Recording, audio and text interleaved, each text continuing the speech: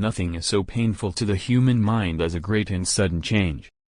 Beware, for I am fearless, and therefore powerful.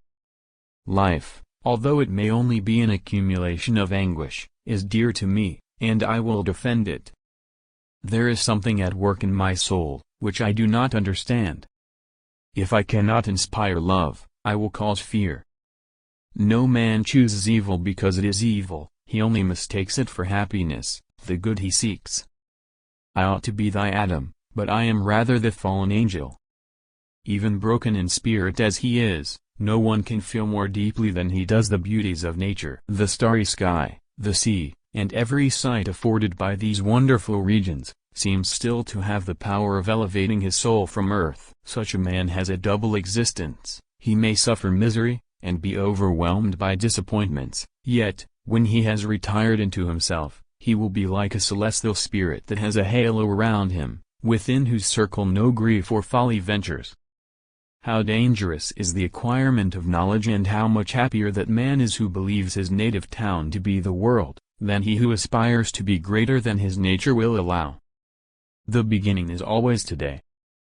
The companions of our childhood always possess a certain power over our minds which hardly any later friend can obtain. Solitude was my only consolation, deep, dark, death-like solitude. The world to me was a secret, which I desired to discover; to her it was a vacancy, which she sought to people with imaginations of her own. How mutable are our feelings, and how strange is that clinging love we have of life even in the excess of misery. Nothing contributes so much to tranquilize the mind as a steady purpose. Invention, it must be humbly admitted, does not consist in creating out of void, but out of chaos. The materials must, in the first place, be afforded. It can give form to dark, shapeless substances, but cannot bring into being the substance itself. It is true, we shall be monsters, cut off from all the world, but on that account we shall be more attached to one another. When falsehood can look so like the truth, who can assure themselves of certain happiness? I was benevolent and good, misery made me a fiend. Make me happy, and I shall again be virtuous. The fallen angel becomes a malignant devil. Yet even that enemy of God and man had friends and associates in his desolation. I am alone. The whole series of my life appeared to me as a dream. I sometimes doubted if indeed it were all true, for it never presented itself to my mind with the force of reality. Satan has his companions, fellow devils, to admire and encourage him, but I am solitary and detested. Man, I cried, how ignorant art thou in thy pride of wisdom! With how many things are we on the brink of becoming acquainted, if cowardice or carelessness did not restrain our inquiries.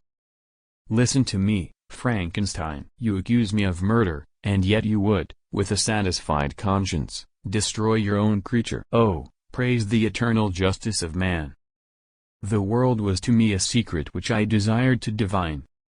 Thus strangely are our souls constructed, and by slight ligaments are we bound to prosperity and ruin.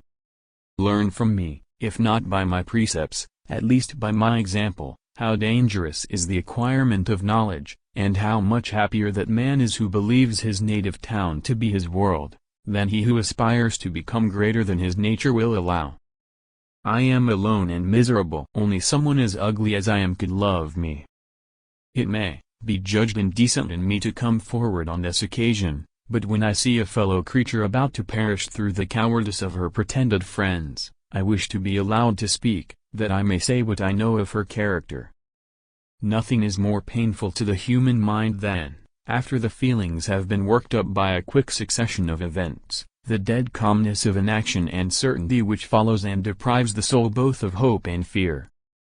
I could not understand why men who knew all about good and evil could hate and kill each other. If our impulses were confined to hunger, thirst, and desire, we might be nearly free, but now we are moved by every wind that blows and a chance word or scene that word may convey to us.